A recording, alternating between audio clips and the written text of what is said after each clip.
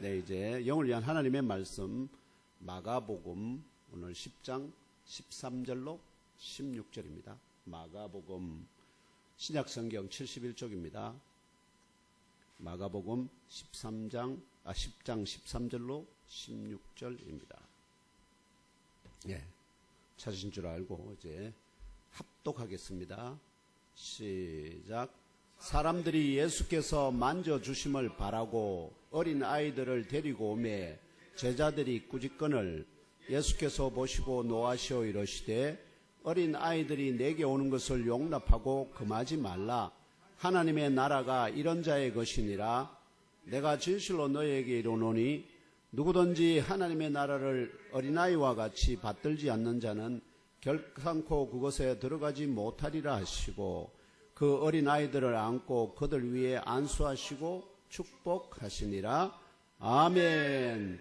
이 본문을 중심으로 하나님의 나라와 어린아이라는 제목으로 주의 말씀을 상고하고자 합니다. 제목 한번 함께 읽을까요? 시작. 하나님의 나라와 어린아이. 오늘 여자의 후손이자 그 본체적 영이 하나님과 동일하여 아들로 불리신 나사렛 예수 그리스도의 탄생을 기념하고 감사하며 다시 오심을 대망하는 주연후 제1주 신년 예몸교회 개척 감사 주일에 경산 예몸교회에서 올려드리는 신령한 예배에 참석하신 형제 자매들과 온 가족 모두 2025년 새해에도 영육이 더욱 강건하시기를 기원합니다. 범사가 형통하기를 축원합니다. 마음의 근심이 떠나가고 염려가 없기를 소망합니다. 주 하나님의 명령이 무조건 예수로 응답하시는 아브라함 같은 믿음의 여인들이 되시기를 축복합니다. 오늘 우리에게 주신 말씀의 14절 15절에 나사렛 예수께서 어린아이들을 만져주시도록 이 만져주신다는 게 뭐냐니까 손을 대어 주시는 것입니다. 안아가지고 손을 대어 주시는 거. 그럼 그렇게 손을 대어 주시도록 하기 위하여 자신에게로 데려오는 사람들을 제자들이 꾸짖는 것을 보십니다. 그러고는 그것을 보시고 오히려 제자들에게 노하시며 어린아이들이 내게 오는 것을 용납하고 금하지 말라 명령하십니다. 그리고 왜 그렇게 해야 되느냐? 그 이유를 왜냐하면 하나님의 나라가 이런 자의 것이기 때문이다라고 분명하게 계시합니다. 하나님의 나라가 이런 자의 것이다. 꼭 어린아이들에게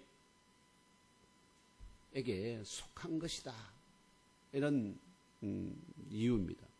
이어서 이 어린아이와 관련된 이 가르침의 결론으로 나사렛 예수께서 누구든지 하나님의 나라를 어린아이와 같이 받들지 않는 자는 결단코 그곳에 들어가지 못하리라는 영적 진리를 선포하셨습니다.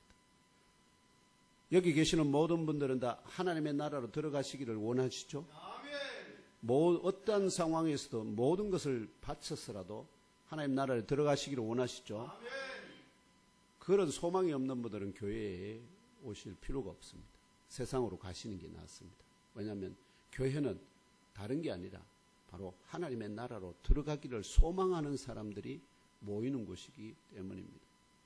그렇다면 하나님의 나라와 어린아이는 구체적으로 무엇을 가리킬까요? 하나님의 나라.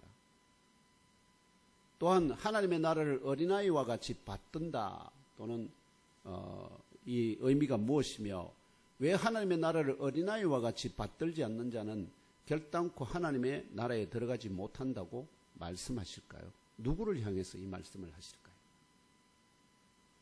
이러한 명제를 상고하는 가운데 오늘 예몸교회 주일 예배에 참석하신 형제자매 여러분 모두 인생길에서 만나는 문제들, 사건, 사고들, 각종 장애들 같은 나의 힘으로 해결할 수 없는 막다른 골목길에서도 헤어나가거나 뚫고 지나갈 힘과 지혜와 권능을 주시는 나사렛 예수 그리스도 뒤에 계속하여 따르며 또한 하나님의 나라를 어린아이와 같이 받들어 섬김으로 영생을 은혜의 선물로 받고 하나님의 나라에 들어가는 참되고 가장 값진 복을 얻으시는 믿음의 의인들 모두 되시기를 축원합니다. 복 중에 최고의 복이 영생을 얻는 것인데 그 영생이라는 것은 곧 하나님의 나라에 들어가는 것과 동일한 겁니다. 왜냐하면 영생이 없는 자는 또는 하나님 들어가지 못하는 자는 영생이 없기 때문입니다. 먼저 하나님의 나라와 어린아이는 구체적으로 무엇을 가리키는지 알아보겠습니다. 여러분, 하나님 나라 하면은 쉽게 그냥 하나님이 그거 하시는 나라 이렇게 생각하기 쉬운데, 조금 더 이제 제가 구약 성경의 예들을 찾아와서 여러분들에게 오늘 하나님의 나라에 대한 얘기를 좀 더 세부적으로 구체적으로 전하여 드리고 있습니다. 왜냐하면 오늘 이제 2025년 새해 시작이어서 이 하나님의 나라에 대한 소망을 더욱더 분명하게 확실하게 가지는 것이 필요하기 때문입니다. 먼저 하나님 나라에서 나라라는, 그죠? 나라라는 이 단어의 의미가 히브리인들에게 어떤 의미로 인식되어 왔을까요? 나라가 뭘까요? 나라 하면 우리는 대한민국, 현재의 대한민국, 그 다음에 또는 미국, 중국, 러시아, 우크라이나 이런 나라들이 있잖아요. 이 나라라는 의미가 히브리인들에게는 어떤 의미로 각인되었을까? 왜냐하면 이 성경에서 말하는 하나님의 나라는 누구의 관점입니까? 지금 현재 우리의 관점이 아니라 1세기 유대인들의, 즉 히브리인 전통을 물려받은 그 후손들에게 하나님 나라이기 때문에 그렇습니다. 그래서 히브리어 구약 성경의 한글 번역본 중에서 나라로 번역된 첫 번째 본문이 어디에 나타났냐면 창세기 10장 5절에 나타납니다. 나라. 뭐냐니까 이제 노아의 대홍수 이후에 결국은 새롭게 노아의 새 자녀들에 의해서 후손들이 막 번성하거든요. 그래서 그들로부터 해서 나라가 어떻게요? 새롭게 만들어지게 되는데, 그래서 창세기 10장 5절에 이렇게 합니다. 이들로부터 여러 나라 백성으로 나뉘어서 각기 언어와 종족과 나라대로 바닷가의 땅에 머물렀더라. 이 말씀이 바로 구약 성경에서 가장 첫 번째 한글 번역본은 나라라는 말이 나타나는 본문입니다.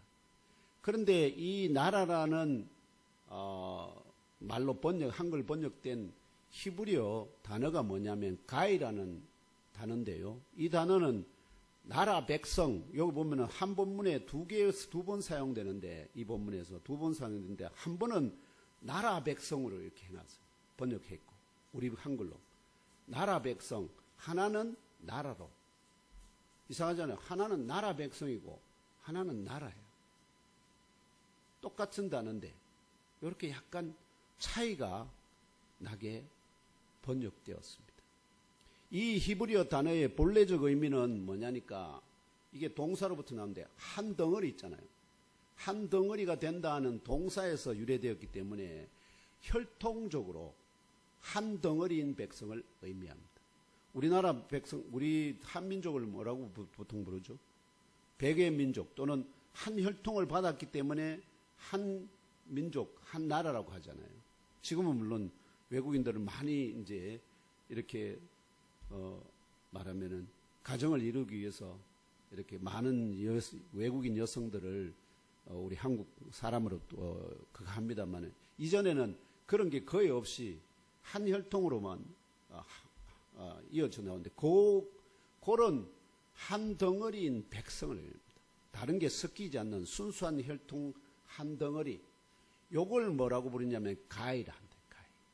그러면 이게 백성으로 치자면은 나라가 아니고 한 혈통의 백성, 민족, 요런 뜻입니다. 그러니까 그걸 말하면 뭐로 번역해놨냐? 나라로 또는 나라 백성, 이렇게 번역을 해놨다면. 그래서 다시 말하면 오늘 주신 하나님의 말씀 마가복음 10장 14절 15절에서 나사렛 예수께서 선포하시는 진리 속에 하나님 나라가 암시하는 영적이고 영원한 나라와는 구별되는 땅 위에 혈통적이고 잠깐 존재하던 나라의 백성들, 아시겠죠? 잠깐 존재하던 한 혈통을 가진 나라의 백성들, 예를 들면 가나안 7나라의 백성들이 있었죠. 그 백성들을 가리킵니다. 또는 바벨론 제국의 백성들, 또는 페르시아 제국의 백성들, 헬라 제국의 백성들, 로마 제국의 백성 등에 속한 그 백성들을, 나라의 백성들을 가리킨다. 학문적으로는 잘 아시다시피 나라를 이루는 요소 중에 하나가 뭡니까? 그 백성이잖아요. 그래서 우리나라와 같이 주권이 백성에게 있는 민주주의 제도의 나라를 대표할 수도 있기 때문에, 우리나라 같은 경우는 민주주의, 대한민국이라 할 때 대한민국은 뭐냐? 그 주권이 누구로부터 있으면 누구에게 나옵니까? 백성으로부터 나온다고. 그래서 대한민국 민주주의 국가. 요걸 말하면은 이제 그 백성이 나라를 대표할 수도 있기 때문에 한글 번역본에서는 나라라는 의미로 이렇게 의역이, 아시겠죠? 의역이 되기도 한데, 이 단어가 백성을 의미함에도 불구하고 그 백성이 곧 뭐라? 나라라. 그럼에도 불구하고 창세기 10장 5절에 대한 한글 번역본에서의 나라는 어떤 체계적인 통치가 이루어지는 나라를 의미하기보다는 동일한 문화와 지정학적 동질성을 가진 한 혈통의 백성, 한 민족을 가리키는 히브리어 단어입니다. 그래서 그 한 민족을 가리키는 히브리어 단어를 나라 백성, 나라로 현대적인 관점에서 번역을 해놨다. 그러니까 이런 경우에는 좀 멀리 간 겁니다, 사실은. 의역입니다. 그냥 백성이라 하는 게 맞습니다. 그러면 이제 어떤 체계적인 통치가 이루어지는 나라를 의미하는 첫 번째 본문이 바로 어디냐? 창세기 10장 10절에 나타납니다. 창세기 10장 10절에 뭐라고 하느냐? 그의 나라는 시날 땅의 바벨과 에렉과 악갓과 갈레에서 시작되었으며 라는 말씀입니다. 노아 대홍수 심판 이후에 살아남은 노아의 세 아들 기억하시죠? 그 가운데 함이 있는데, 셈과 함과 야벳이 있는데 함이 둘째입니다. 이 함은 네 아들을 낳습니다. 구스, 미스라임, 붓, 가나안을 낳았습니다. 그리고 함의 이 네 아들 가운데 구스는 스바, 하윌라, 삽다, 라마, 삽드가, 니므롯을 낳았습니다. 구약 성경은 함의 이 6 아들 가운데 니므롯이 세상에서 첫 번째 용사, 곧 영웅 호걸이라 정언합니다. 이해되십니까? 함의 그 6 아들 가운데 니므롯이 있는데, 그 6째가 니므롯이에요, 막내가. 이 니므롯이 세상에서 첫 번째 가는 용사였다. 영웅 호걸이었다. 그래서 영웅 호걸이 보통 뭐 합니까? 모두 다 나를 따르라 해서, 그렇게 해서 자기들을 따르는 백성들을 뭐 한다는 거죠? 지배하고 다스리기 시작하면서 뭐가 세워지겠다? 나라가 시작되었다. 다시 말하면 노아의 증손자입니다. 노아의 증손자 니므롯이 자신의 힘센 것을 믿고 지상에서, 여기 첩제라고 번역된 그 원래 단어의 동사의 의미는 뭐냐니까 신성을 모독한다는, 자기가 워낙 힘이 세다 보니까 누구를, 하나님, 말하면 하늘의 신들조차도 어떻게 해요? 가볍게 여겼다. 그런 의미입니다. 첫째라는 게 아니고 신성을 모독하기 시작한 자가 바로 누구라? 니므롯이다. 그러면서 많은 사람들을 자기의 휘하로 두고 통치하기 시작. 그러면서 그의 나라가 세워지기 시작했다. 이 니므롯에 대하여 당대와 그 후대의 사람들이 속담처럼 전파한 이야기가 바로 창세기 10장 9절인데요. 그가 여호와 앞에서 용감한 사냥꾼이 되었으므로 속담에 이르기를 아문은 여호와 앞에 니므롯같이 용감한 사냥꾼이로다 하더라는 이 본문인데요. 창세기 10장 9절에서 12절을 함께 읽으며 알아봅시다. 시작. 그가 여호와 앞에서 용감한 사냥꾼이 되었으므로 속담에 이르기를 아문은 여호와 앞에 니므롯같이 용감한 사냥꾼이로다 하더라. 그의 나라는 시날 땅의 바벨과 에렉과 악갓과 갈레에서 시작되었으며 그가 그 땅에서 아수르로 나아가 니느웨와 르호보딜과 갈라와 및 니네와와 갈라 사이에 레센을 건설하였으니 이는 큰 성읍이라. 아멘. 이렇게 니므롯이 자기를 따르는 자들을 통치하기 시작하여서 니므롯의 나라, 여기 보면은 그의 나라잖아. 그의 나라. 니므롯의 나라가 시날 땅의 바벨과 에렉과 악각과 갈레라는 지역에서 시작되었으며 니느웨와 갈라 사이에 큰 성읍, 여기 큰 성읍이 바로 뭘까요? 이게 왕도입니다. 왕성인 레센을 건설하여서 주위에 그 지배력을 행사함으로 진정한 의미의 나라가 시작되었던 것입니다. 이해되시죠? 결과적으로 니므롯의 나라는 니므롯이 레센이라는 큰 성읍을 중심으로 통치자로 지배하고 다스린 백성들과 그 영토를 포함합니다. 이게 인류 역사 가운데 처음으로 나라가 세워진 사건입니다. 이처럼 구약 성경적이고 히브리적인 관점에서 오늘 주신 말씀에서 나사렛 예수께서 선포하는 바 하나님의 나라는에서 나라는 21세기 현재의 대한민국 같이 주권이 어디 있느냐이다. 21세기 현재의 대한민국 같이 주권이 나라의 백성에게 있는 대한민국 같은 민주주의 제도의 나라가 아닙니다. 그렇기 때문에 백성이 그 나라를 대표할 수 없는 나라. 오히려 주권이 누구에게? 니므롯이나 하나님과 같이 그 통치자에게 있는 왕국으로서의 나라. 아시죠? 왕국. 왕국으로서의 나라를 가리킨다는 것을 깨달아 하시기를 축원합니다. 옛날에 우리 조선시대의 왕들처럼 그 왕이 곧 뭐를 대표한다고요? 나라를 대표하는 주권이 왕에게 있다 하는 것입니다. 그래서 성경 기자도 백성들의 나라라 표현하지 아니하고 누구의 나라? 그의 나라, 니므롯의 나라라 이렇게 증언합니다. 이에 더하여 신약 성경은 이 하나님의 나라를 뭐라고 표현합니까? 주로 마태복음이 나오는데 천국이랍니다. 천국. 곧 천국은 곧 하늘의 나라 혹은 하늘에 속한 나라라고 증언합니다. 천국은 어디에 속했다고요? 하나님의 나라 또는 하늘에 속한 나라입니다. 지금 우리가 이야기하는 니므롯의 나라는 어디에 속해 있습니까? 땅에 속해 있습니다. 땅에 속해. 근데 우리가 들어가고자 하는 하나님의 나라는 어디에 속해 있다고요? 하늘에, 천국에 속해 있다. 하늘에 속해 있다. 그래서 하나님의 나라는 땅 위에 시작된 니므롯 나라와 대비되는 곧 하늘과 땅만큼의 질적인 차이가 나고요. 아시죠? 이게 하늘과 땅 질적인 차이가 납니다.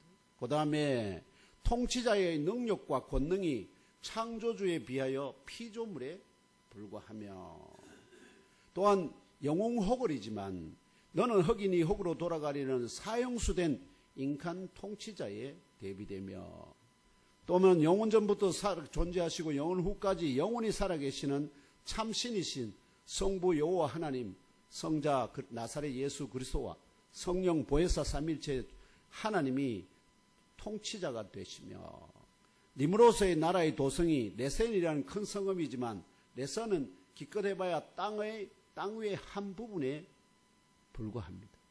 그런데 하늘의 영원한 새 예루살렘 성을 중심으로 보이지 않는 영적 세계와 영적 피조물뿐만 아니라 보이는 우주와 그 가운데 만물을 지배하고 다스리는 나라가 바로 하나님의 나라입니다.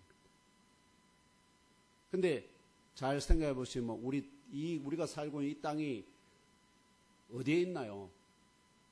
하늘 가운데 있어요. 하늘 가운데. 하늘에 붕 떠 있어요. 결국 이 나라가 다, 말하면 뭐 우주가 다 어디에 속해 있다는 거죠? 하늘에 속해 있다. 하늘에. 하나님의 통치를 받고 있다. 그렇기 때문에 하나님 나라는 여기 있다, 저기 있다 할 수가 없는 겁니다. 왜? 모든 것이 하나님 나라 아닌 것이 어느 것도 없기 때문에. 이 지구라는 땅 위에 세워진 세상의 나라들은 나사렛 예수께서 심판주로 다시 오시는 재림의 그날에 모두 사라집니다. 그리고 새 하늘과 새 땅으로 신령한 하늘과 신령한 땅으로 거듭나고 오직 하나의 나라, 곧 하늘에 속한 나라 천국으로 완성되게 될 것이 예언되어 있습니다. 지금 이 땅은, 우주는 결국 뭘로 사용되고 있다고요? 하나님 나라 안에 있는 지역, 제한된 지역, 일종의 감옥소와 같은, 어느 나라나 감옥소가 다 있잖아요. 청송교도소 있듯이 죄수들을 보내는 거기. 이제 죄수들이 다 사라지면 청송감옥소 계속 운영할 필요가 있을까 없을까요? 돈 들어가는데. 그거 뭐 아무도 죄수도 없는데 사람들 먹여 살려야 할 필요가 없죠. 그러면 죄수가 아무도 없으면 감옥소도 다 필요가 없게 됩니다. 마찬가지로 새하늘과 새 땅이 도래할 때는 더 이상 사형수들은, 죄수들은 다 어디로? 영원한 불못으로, 지옥으로 다 들어가 있기 때문에 더 이상 감옥이 필요가 없겠습니다. 그 감옥 말하면은 불못은 영원히 거기에 갇히는 거예요. 지금은 어떻게 해요? 영원히 갇히는 게 아니라 얼마 동안 갇힙니까? 살아있는 동안만 갇힙니다. 살아있는. 일시적. 이 살아있는 동안에 구원의 영생을 얻지 못하면 어떻게 된다고요? 더 이상 기회가 없다. 그래서 살아있을 때 반드시 하나님으로부터 구원의 약속을, 영생을 선물로 받아야만 한다 하는 것입니다. 현재의 천국과 장차 완전하게 될 천국 아시겠죠? 현재도 천국 안에 있지만 그러나 아직도 뭐가 있습니까? 그 하나님 나라 안에 감옥소가 존재하거든요. 이 감옥소도 완전히 사라지게 될, 그래서 장차 완전하게 될 천국을 지배하고 다스리고 분이 바로 성부 여호와 하나님, 성자 나사렛 예수 그리스도, 성령 보혜사 삼위일체 주 하나님이시기 때문에 주권자의 관점에서 니무롯의 나라로 불리듯이 그 한 천국의 주권자가 누구라고요? 주 하나님, 삼위일체 주 하나님. 그렇기 때문에 그 나라를 누구의 나라로 부른다고요? 하나님의 나라라 부른다. 영토적인 관점에서는 뭐라고요? 천국이고, 통치자의 관점에서는 하나님의 나라가 됩니다. 아시겠죠? 결국 하나님의 나라는 하나님이 통치하시는 나라, 그걸 의미한다. 니무롯의 나라는 누가 통치한다고요? 니무롯이 통치한 나라. 그래서 그의 나라, 하나님의 나라. 이렇게 성경이 규정해서 부르고 있는데, 이게 유대인의 관점에서 파악한 나라의 관점입니다. 그래서 오늘 주신 말씀에서 정언하는 어린아이는 나사렛 예수의 만져주심, 곧 손을 대시고 안아주시는 것을 바라며 자신을 어딘가로 인도하는 아버지나 어머니나 친척들과 같은 사람들의 손을 싫다고 거부하지 아니하고, 요즘 아이들 그렇잖아요. 어디 가자 하면은 어디 가는데요? 물어보고 자기 마음에 안 들면 싫어요. 이러잖아요. 근데 이 어린아이들은 지금 어떻게 해요? 부모가 가자니까 그냥 따라 나왔다는 거예요. 그래서 거부하지 아니하고 순순히 따라 나왔다는 사실을 생각해 볼 수 있습니다. 요즘 시대는 8살, 9살 정도 초등학생만 되어도 자신이 원하는 곳이 아니면 어딘가로 인도하는 부모나 친척들의 손을 싫다고 뿌리친다는 사실을 대부분 경험한 성도들이 많으실 것입니다. 요즘 정말 그렇습니다. 아이들 키워보면 다 알죠. 어느 시점 되면 머리가 조금만 튀기 시작하면 엄마, 아빠 혼자 가세요. 두 분만 가세요. 저는 여기 집에 있을래요, 엄마. 이게 당연히 들려오는 소리입니다. 그런데 1세기 당시에 오늘 주신 말씀에서 정언한 어린아이는 대략 14세 미만, 히브리인들은 14세 이상이 되면은, 만 14세가 되면 이제 어린아이에서 말하면 성인으로 이렇게 구분하기 시작합니다. 아시죠?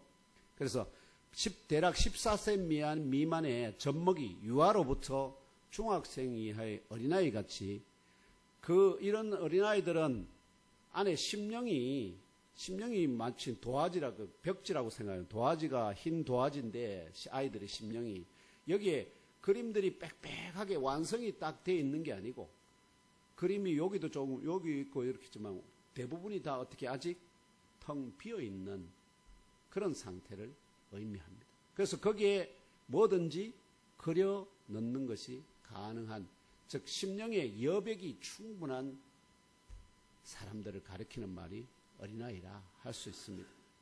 그래서 아직 새로운 그림을 그릴 여백이 충분히 남아있는, 대체로 심령이 자유로운 육체적으로 어린아이나 어린아이 같은 심령을 가진 사람을 가리킨다 할 수 있습니다. 결과적으로 이러한 어린아이는 아직 심령의 세상 사람들이 가르친 그림들로 꽉 차 있지 않기 때문에 스스로는 어디로 가고 오는 것이 선하고 복된 것인지 판단할 수 없는 영적 분별력은 아직 부족하지만 개인적인 어떤 특별한 목적이나 의도 없이 자신을 돌보고 사랑하는 부모나 친척들과 같은 인도자의 손을 싫다고 뿌리치지 않고 순종하듯이 인도하는 대로 따라 나왔을 뿐만 아니라 자신이 잘 모르는 나사렛 예수께서 자신의 몸에 손을 대시는 것도 거부하지 않고 무엇이든지 순순히 받아들이는 순전한 마음을 가진 아이로 규정할 수 있습니다. 순전한 마음. 순전한 마음. 저와 우리 성도님들은 순전한 마음을 가지기가 정말 어렵습니다. 이미 뭐로 꽉 차 있을까요? 우리 심령 안에. 이미 그림이 꽉 차 있어가지고 새로운 그림을 그리기가 정말 어렵습니다. 그걸 다 지워내야 되는데 그 심령에 새겨진 그림을 누가 지울까요? 사람은 못 지웁니다. 나 자신도 못해요. 누구만이? 성령 하나님이 그 심령에 새겨진 잘못된 그림들을 싹 다 지우고 어떻게 해요? 새로운 하늘의 신령한 그림들로 진리로 이 심령을 다 새롭게 그려주시는, 그게 그러면서 인생이 어떻게 해요? 점점 뭐로 바뀌어갈까요? 아브라함 같은 의인으로 바뀌어가는 겁니다. 그러므로 대한민국 같은 이 지상 나라가 아닌 하늘에 속한 나라, 천국 곧 삼위일체 주 하나님이 친히 통치하시는 하나님의 나라에 들어가기를 간절히 사모하며 개인적인 어떤 다른 특별한 목적 없이 지상에 세워진 나사렛 예수 그리스도의 몸된 예멘교회로 나오는 저와 형제 자매 여러분도 순전한 마음을 가진 어린아이처럼 2025년 새해에도 예몸교회를 통하여 천국으로 향하는 그 길을 인도함을 받는 중에 부모가 그 인도자가 아이들을 예수님께로 데려오듯이 마찬가지로 예몸교회의 이 말씀의 강대 통해서 여러분들을, 성도님들을 어디로 인도할까요? 저는 말하면 하나님 나라로 인도 못합니다. 누구에게? 예수님께로 인도합니다. 예수님을 만나서 그 예수님께서 여러분을 환영해주고 안아주고 축복해 주시고 안수해 주시고, 그래 심으로 해서 어떻게 해요? 새롭게, 영이 새롭게 되는데 예수님은 이미 천국 가 계시기 때문에 이제는 그 역할을 누가 해 주실까요? 성령님이 다 해 주실 거예요. 그래서 성령님이 여러분들의 삶에, 즉 그래서 그 나사렛 예수 그리스도의 그 영, 성령이 바로 천국의 통치권을 소유하신 참 하나님. 그래서 하나님의 나라 자체가 누구냐? 나사렛 예수 그리스도 자신이 바로 뭐라고요? 통치적인 관점에서는 그분이 통치권을 가지고 그 나라를 대표하는 자. 바로 하나님의 나라는, 참 나라는 바로 나사렛 예수 그리스도가 하나님의 참 나라이다 하는 거예요. 이 심을 깨달아 알고 믿고 받드시고 영접하심으로 모두 하나님의 나라로 들어가시는 참 복을 얻으시기를 참 하나님의 나라 되시는 예수 그리스도의 이름으로 축복하며 기도합니다. 다음으로 하나님의 나라를 어린아이와 같이 받든다는 의미가 무엇이며 왜 하나님의 나라를 어린아이와 같이 받들지 않는 자는 결탄코 하나님의 나라에 들어가지 못한다고 말씀하시는지 그 이유를 알아보도록 합시다. 이제 받들다는 한글로 번역된 헬라 동사가요, 데코마인데, 이 데코마인 덱할 때 이게 손입니다. 손. 이 데코마인데요. 누군가를 영접하다. 손으로 맞아서 아이고 손나 아니면 손을 꽉 잡아서 아이고 들어오시게 하면서 누군가를 영접하다, 손으로 잡다, 무엇을 받아들이다 또는 익히다, 배우다 이런 의미로 주로 사용되는 단어입니다. 영어로는 하면 receive, 받아들입니다. 주로 자신을 찾아온 사람의 경우에는 영접한다는 것입니다. 기쁘게 어떻게 해요? 손을 잡고 기쁘게 환영하는, 곧 영접하는 것을 표현할 때 이 데코마이라는 단어를, 동사를 사용한다. 예로서 마태복음 10장 40절에요. 마태복음 10장 40절 함께 읽어볼까요? 시작. 너희를 영접하는 자를 나를 영접하는 것이요 나를 영접하는 자는 나를 보내신 이를 영접하는 것이라는 이 나사렛 예수의 가르침에서 영접하는, 저게 데코마입니다. 그 다음에 영접하는 총 4번이나 사용되고 있죠. 영접한다는 이 사람의 관계입니다. 전부 다 너희를 영접하는 자는 나를 영접하는 것이요 나를 영접하는 자는 나를 보내신 이를 영접하는 것이니라. 이때 데코마이라는 동사가 쓰인다는 겁니다. 이 영접하는으로 번역된 헬라어 동사가 바로 이 데코마이라는 것입니다. 그러나 그 외에 사람이 아니면, 그러면 사람 외의 것은 영접한다고 안 하고 보통 그대로 받아들이다, 배우다, 익히다 이런 의미로 사용됩니다. 그래서 사람 외에 어떤 대상이나 새로운 가르침을 듣는 중에 순전하게 그대로 받아들이거나 익히거나 배우는 자세나 태도를 표현할 때 사용됩니다. 예로서 누가복음 8장 13절 함께 읽겠습니다. 시작. 바위에 있다는 것은 말씀을 들을 때에 기쁨으로 받으나 뿌리가 없어 잠깐 믿다가 신을 당할 때에 배반하는 자요라는 이 나사렛 예수의 씨 뿌리는 비유에 나오는 말씀이거든요. 이 씨 뿌리는 비유의 말씀에서 말씀을 들을 때에 기쁨으로 그 말씀을 그대로 받아들인다는 뜻이에요. 그대로 받아들인다. 그래서 이 받으나라는 그대로 받아들이지만 그게 받아들이면은 그게 씨가 말씀이 씨인데 그게 뿌려져 땅 그 말씀 속에 그 씨가 좋은 밭에 떨어지면 뿌리를 내리는데 이 말씀을 그대로 받기는 했는데 이 밭이 돌밭이. 그럼 씨가 어디에 떨어지겠습니까? 돌 위에, 흙이 약간 있는 돌 위에 떨어지니까 돌 위에 흙이 약간 있으니까 살짝 삭시 나지만 햇빛이 쫙 나니까 어떻게 해요? 그냥 물기가 없어서 말라 죽어버리는 이런 비유입니다. 그래서 그 햇빛이 뭐냐? 시련이 햇빛이.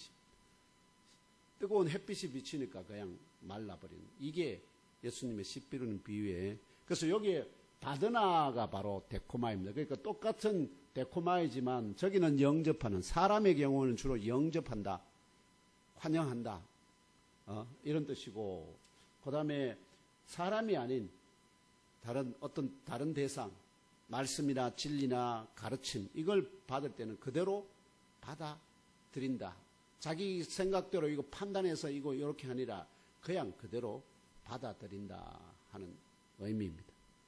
그러므로 하나님의 나라를 어린아이와 같이 받든다는 의미는 나사렛 예수께서 전파하시는 천국, 하늘에 속한 나라에 관한 말씀을 직접 현장에서 들었던 1세기 당시의 유대인들이든지 성령의 감동하심을 통해 기록된 성경 말씀을 통하여 간접적으로 듣는 21세기 지금 저와 형제 자매 여러분이든지 주 하나님이 친히 통치하시고 다스리는 천국, 곧 하나님의 나라를 어떤 개인적인 특별한 목적 없이 순전한 마음을 가진 어린아이 같이 전파되는 하나님의 나라를 그대로 순전하게 그대로 받아들인다는 뜻임을 깨달아 아시고 믿고 진리로 심령 깊이 그대로 받아들이시기를 축원합니다. 전파된 성경이 가르치는 대로 그대로 어떻게요? 천국의 오늘 말씀대로 하나님 나라를 어린아이와 같이 순전한 마음으로 있는 그대로 받아들이지 아니하는 자는 결단코 어떻게요? 하나님 나라에 들어가지 못한다. 말씀을 비꼬고 비틀지 말라. 그것을 임의로 자기 마음대로 해석하지 말라. 이해하시겠죠? 이제 왜 하나님의 나라를 어린아이와 같이 받들지 않는 자는 결단코 하나님 나라까지 들어가지 못한다고 누구에게 말씀하신지 그 이유를 알아보겠습니다. 자신을 양육하고 사랑하는 부모나 친지의 팔에 안기거나 손에 이끌려 나사렛 예수께 나온 어린아이는 어떤 개인적인 욕망이나 특별한 의도가 없기 때문에 나사렛 예수가 들려주는 하나님 나라에 관한 말씀을 듣는 그대로 받아들일 수 있지만 제자들과 사도들을 포함한 거의 대부분의 유대인들이 어린아이같이 순전한 마음이 아니라 특별한 의도나 욕망을 가지고 나사렛 예수께 나왔기 때문에 1세기 당대의 이들을 향하여 또한 21세기 오늘 우리를 향하여 경고와, 이게 경고의 말씀, 경고와 권면의 안타까운 마음으로 이 말씀을 선포하심을 깨달아 아시기를 축원합니다. 경고하시면서 돌이켜라, 생각을 바꾸라 하는 것입니다. 이런 부류의 사람이 누군지 첫 번째 예로서 바로 오늘 말씀 바로 앞에 마가복음 10장 1절 2절, 오늘 말씀 바로 앞에 10장 1절 2절을 찾아서 함께 읽으며 알아봅시다. 10장, 오늘 말씀 10장 포함한 1절 2절입니다. 지난주에 다뤘죠. 함께 알아보겠습니다. 시작. 예수께서 거기서 떠나 유대 지경과 요단강 건너편으로 가시니 무리가 다시 모여들거늘 예수께서 다시 전례도록 가르치시더니 바리새인들이 예수께 나와 그를 시험하여 못되 사람이 아내를 버리는 것이 옳으니까 아멘. 오늘 말씀 바로 앞에 뭐가 있느냐 하면은 천국에 결단코 들어가지 못하는 자들이 누군가 하는 것을 보여주는 예가 바로 이 바리새인들입니다. 바리새인들이 예수께 나와왔잖아요. 그런데 무엇을 위해서 나왔습니까? 예수의 말씀을 듣고 천국에 들어가고자 하는 게 아니라 무엇을? 예수를 시험하기 위하여. 아시겠죠? 이미 뭘 가지고 있다는 것입니까? 예수께서 주시는 걸 그대로 받아들이려는 게 아니라 다른 의도를 가지고 예수께 나왔다. 그래서 이들 바리새인들은 나사렛 예수께서 들려주시는 하나님의 나라에 관한 말씀을 들은 그대로 받아들일 수가 없었습니다. 뭐 때문에? 예수를 시험하기 위해서 나왔기 때문에 그 예수의 말이 귀에 들어오지 않고 예수를 시험해서 저를 별 볼 일 없는 자라는 것을 어떻게 온 세상 사람들에게 드러내려고 하는 그런 의도를 가지고 있다 하는 겁니다. 이들이 바로 하나님의 나라를 어린아이와 같이 받들지 않는 자이고, 만일 계속하여, 그러니까 그렇다고 그들의 인생이 끝난 게 아닙니다. 만일 계속해서 살아있는 동안에 계속해서 예수를 시험한다면 그들은 결단코 어떻게요? 하나님의 나라에 들어가지 못하는 자들이 될 것입니다. 그렇지만 예수의 이 말씀을 듣고 어떻게요? 인생의 목적을 돌이키라는 거죠. 내가 도대체 이 세상을 사는 목적이 뭔가? 이 땅에서 그냥 죽어 사라지는 것이냐? 아니면은 영원한 하나님 나라로 본향으로 되도록 하는 그 참복을 얻는 것이 내 인생의 목적이냐 하는 것을 생각해 보라는 거예요. 인생의 목적이 의미가 뭘까요? 모두 다 죽는 것이 얼마나 두렵고 무서운 일입니까? 근데 길이 있다고요. 영원히 죽지 않고 영원히 사는 길. 그걸 위해서 예수께서 하늘 보좌를 내려놓으시고 이 땅 우리 사형수들을 찾아오신 목적이기 때문에. 그러므로 이 바리새인들이 이제 영원히 구원받지 못한다고 결론 내시면 안 됩니다. 이 중에서 이 말씀을 듣고 어떻게요? 성령의 감동함을 따라서 깨우치는 자들이, 그들에게는 그 다음부터는 예수께 나올 때는 어떻게 할까요? 그 말씀을 그대로 듣고, 그러면서 성령의 감동으로 그들이 이미 제가 말씀드렸잖아요. 이 심령에 그림이 쫙 그려져 있는데 성령이 감동해서 그 그려진 그림들을 대부분 지우고 새로운 천국에 대한 소망으로 새로운 그림을 그리게 해 주시면 어떻게 할 수 있다고요? 하나님 나라에 들어갈 수 있는 복을 얻게 된다 하는 것입니다. 요게 오늘 말씀 바로 앞에 있는 거고, 그 다음에 두 번째가 그 다음 말씀, 오늘 말씀 바로 뒤에 있습니다. 마가복음 10장 17절에서 23절입니다. 찾아서 함께 읽으며 알아봅시다. 10장 17절에서 23절입니다. 시작. 예수께서 길에 나가실새 한 사람이 달려와서 꿇어앉아 묻자오되 선한 선생님이여 내가 무엇을 하여야 영생을 얻으리이까? 예수께서 이르시되 내가 어찌하여 나를 선하다 일컫느냐? 하나님 한 분 외에는 선한 이가 없느니라. 내가 계명을 안 하니 살인하지 말라, 간음하지 말라, 도둑질하지 말라, 거짓 증언하지 말라, 속여 빼앗지 말라, 내 부모를 공경하려 하였느니라. 그가 여쭈하오되 선생님이여 이것은 내가 어려서부터 다 지켰나이다. 예수께서 그를 보시고 사랑하사 이르시되 내게 아직도 한 가지 부족한 것이 있으니 가서 내게 있는 것을 다 팔아 가난한 자들에게 주라. 그리하면 하늘에서 보화가 내게 있으리라. 그리고 와서 나를 따르라 하시니 그 사람이 재물이 많은 고로 이 말씀으로 인하여 슬픈 기색을 띠고 근심하며 가니라. 예수께서 둘러보시고 제자들에게 이르시되 재물이 있는 자는 하나님의 나라에 들어가기가 심히 어렵도다 하시니 아멘. 재물이 많은 이 사람이 나사렛 예수께 나온 목적이 무엇이었나요? 이 사람이 질문 속에 내가 무엇을 하여야 영생을 얻으리까? 영생이라고 하는 것은, 영원한 생명은 곧 어디에 들어가는 것을 의미할까요? 천국에 들어가는 것을 의미합니다. 천국에만 영원한 생명이 있기 때문에. 그러면 결국 천국이라는 것은 하나님의 나라에 들어가는 것을 의미합니다. 통치적인 관점. 그런데 이 사람은 내가 무엇을 하여야 영생을 얻으리까 하는 질문에 답을 얻기 위함이었습니다. 굉장히 철학적이죠. 무엇을 하여야 영생을 얻을 수 있겠습니까? 그러니까 여기서 이 사람 자신이 설정한 질문, 무엇을 하여야 영생을 얻는다는 명제 자체가 오류임을 알지 못합니다. 그 답을 얻고자, 그렇게 그 질문 자체가 틀린 질문을 가지고 제대로 된 답을 얻고자 나사렛 예수께 나온 것입니다. 재물이 많은 이 사람이 내가 무엇을 하여야 영생을 얻으리까 질문하시는 형제 자매들이 계시지 않나요? 무엇을 하여야 영생을 얻는 길은 너무나 어려워 아무도 끝까지 걸어갈 수 없는 길입니다. 왜냐하면 먼저 구약 율법의 정수인 10계명을 다 지켜 행하여야 합니다.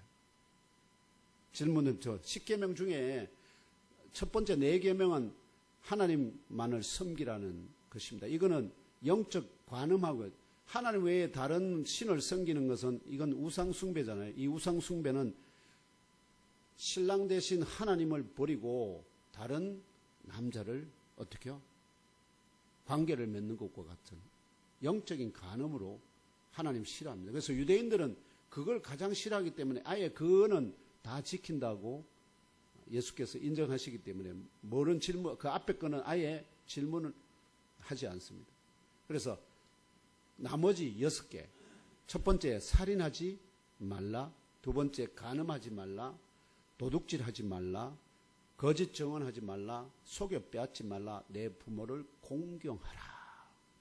이 6가지. 여러분 이 6가지 다 지키시는 분이 있습니까? 살인하지 말라, 살인자는 없죠. 간음하지 말라, 도둑질하지 말라. 혹시 조그만 거라도 너무 훔친 적 없습니까? 그러면 이 율법을 어긴 겁니다. 어긴 거. 남의 거 속여 빼앗는 거 다, 사기친 거, 거짓말한 거, 이거 다 율법을 어긴 거. 그런 사람이 한 사람이도 여기 있습니까? 그런데 이걸 다 다 지켰다는 겁니다. 이 사람은. 어릴 때부터 예수님 만나는 이때까지 다 지켰다. 대단한 사람은 이걸 다 지킨다는 건 정말 대단한 겁니다. 그런데 나사렛 예수께서 그를 보시고 사랑하사 그에게 영생을 얻기에 한 가지 부족한 것이 있다고 말씀하십니다.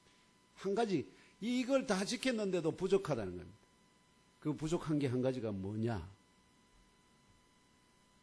그 한 가지는 바로 가서 내게 있는 것을 다 팔아 가난한 자들에게 주라. 그래야면 하늘에서 보화가 내게 있으리라. 그리고 와서 나를 따르라. 이렇게 말씀하신대요. 많은 분들이 그 사람이 가진 재물을 다 팔아서 가난한 자들에게 나눠주면 아이고 그러면 요거 두 개만 그러면 행위가 되잖아요. 그걸로 영생을 얻는다고 착각을 하시는데 아닙니다. 예수께서 말씀하신 요점은 이 가서 내게 있는 것을 다 팔아 가난한 자들에게 주라는 것이 아니고 그 끝에 나를 따르라 하는 것입니다. 그걸 다 팔아서 가난한 자들에게 주고 그리고 와서 나를 따르라. 결국은 핵심은 나를 따르라는 거예요. 나를 따르라. 왜냐하면 가서 내게 있는 것을 다 팔아 가난한 자에게 주라. 그리하면 하늘에서 보화가 내게 있으리라 말씀하셨다. 즉 하늘에서 보화가 있다는 것은 그건 뭘까요? 즉 가난한 자들에게 나눠준 그 재물에 대한 상급이 하늘에서 보화로 지급될 것이다. 여러분들이 교회에 하나님 집에 드린 그것이 다 어디에 쌓인다고요? 하늘의 상급으로 쌓입니다. 그렇지만 그게 구원을 얻는 조건이 될까요? 안 될까요? 그건 아닙니다. 하늘의 상급이라고요. 이 사람이 나눠준 모든 그것은 다 뭐가 된다고요? 그 사람이 하늘에 하나님의 나라에 영생을 얻어서 하나님 나라에 갔을 때 하나님께서 그 행한 대로 뭐를 주십니까? 상급을 주신다. 한 곡을 다스리는, 두 곡을 다스리는 이 상급을 주시는데 그 상급에 해당되는 거지 구원하고는 상관이 없습니다. 그렇기 때문에 성도님들 혹시 누가 어느 성도가 뭐 헌금을 많이 하니 적게 하니 이거 갖고 시비하지 마시고. 그거는 왜냐니까 하늘에서 내가 상급을 많이 받고 싶은 사람은 내가 더 많이 드리고 상급을 좀 적게 받아도 괜찮다 하면은 더 적게 드릴 수 있습니다. 그건 구원하고 관계가 없습니다. 아시겠죠? 교회의 본질이 아닙니다. 그렇지만 그러니까 이게 상급에 해당되는 것이지 영생을 얻는 조건은 되지 못하기 때문에 그 영생을 얻는 마지막 한 가지 부족한 것이 뭐라고요? 나를 따르라. 나를 따르라. 그러면은 뭘 얻게 된다? 영생을 얻게 된다. 그걸 말씀하시다. 그래서 나사렛 예수 그리스도고 하나님 나라 자체가 되시는 나사렛 예수 그리스도를 어린아이 같이 믿고 따르는 자들이 받을 선물이 바로 영생이요. 하나님의 나라에 들어가는 유일한 길임을 깨달아 아시고 믿고 잘 박힌 진리의 못으로 심령 깊이 새기시기를 축원합니다. 그래서 마지막 예로 든다면은 이제 그러면 사도들은 무엇을 위해서 특별한 의도 없이 따르고 있을까요? 그들도 다 특별한 자기만의 의도들을 가지고 따르고 있습니다. 지금. 언제 이것이 깨어질까요? 예수께서 부활 승천하시고 그 뒤에 성령이 강림해서 그들의 마음에 있던 그림들을 다 어떻게 해요? 지우고 새로운 그림으로 그려줬을 때 그때서야 그들이 어떻게 된다고요? 진정한 자기 생명을 그리스도에게 드리기까지 순종하고 복종하는 제자들이 되거든요. 사도들이 특별한 의도를 가지고 무슨 의도를 가지고 따르고 있는지 그 답이 바로 마가복음 10장 35절에서 37절입니다. 한번 찾아보고 읽어볼까요? 마가복음 10장 35절에서 37절입니다. 35절에서 37절 함께 읽겠습니다. 시작. 세베대의 아들 야고보와 요한이 주께 나와 여짜오되 선생님이여 무엇이든지 우리가 구하는 바를 우리에게 하여 주시기를 원하옵나이다. 이르시되 너에게 무엇을 하여 주기를 원하느냐. 여짜오되 주의 영광 중에서 우리를 하나는 주의 우편에 하나는 좌편에 앉게 하여 주옵소서. 아멘. 이들이 바라는 것이 뭡니까? 영생이 아닙니다. 뭐죠? 나사렛 예수의 나라가 나사렛 예수의 나라가 어디에 세워진다고 믿고 있습니까? 예루살렘 내지는 하나님 주신 그 땅 위에 세워지는, 그때 그 영광의 자리를 하나는 우편에, 우이죠, 좌이죠. 아시겠죠? 그걸 위해서 지금 누가요? 사도들이, 제자들이 예수의 뒤에 따라가고 있다 하는 겁니다. 그들을 향해서 지금 말씀하시는 겁니다. 하나님 나라를 어린아이와 같이 받들지 아니하면 순전한 마음으로 사심 없이 자기의 어떤 욕망이 아니라 나사렛 예수께서 말씀하시는 그 말씀을 그대로 받아들이는 그가, 그런 사람들만이 하나님 나라에 들어갈 수 있다. 이걸 가르치신다는 것을 깨달아 하시고, 오늘 결론적으로 이 지상 나라가 아닌 하늘에 속한 나라, 천국, 곧 삼일체 주 하나님이 친히 통치하시는 하나님의 나라에 들어갈 수 있는 기회는 모두에게 열려져 있습니다. 우리뿐만 아니라 지금 바깥에서 악한 죄를 사형의 선고를 받고 감옥에 갇혀 있는 자들도 모두에게 열려 있지만, 그 마감의 때가 얼마 남지 않았다는 위급성을 믿는다면 주님이 오실 때가 가깝습니다. 이제 2025년 새해를 맞이하는 예몽계에 지체된 저와 형제자매 여러분은 자신이 소유한 모든 것을 팔아서라도 천국으로 비유된 최고급 진주를 사는 지혜로운 장사꾼과 같이 오직 천국에 들어가는 데만 온 정신을 집중하여 그대로 받아들이라는 주 하나님의 음성을 듣는 그대로 어린아이와 같이 순전하게 믿고 하나님의 나라 주권을 소유하신 나사렛 예수 그리스도를 참 하나님의 나라로 깨달아 알고 믿고 심령 깊이 진리로 영접하시기를 주 예수님 이름으로 축복하며 기도합니다.